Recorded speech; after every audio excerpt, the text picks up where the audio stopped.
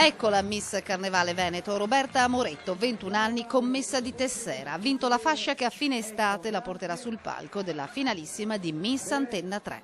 Miss Carnevale Veneto è stata scelta tra le molte ragazze che hanno sfilato prima in costume da bagno e poi in abito da sera a Villa Marcello Loredan Franchin di Ceggia. Una serata che ha visto anche la partecipazione di un volto noto della televisione, nonché una voce straordinaria, Benedetta Caretta di Carmignano di Brenta, che ha fatto un omaggio a Whitney Houston.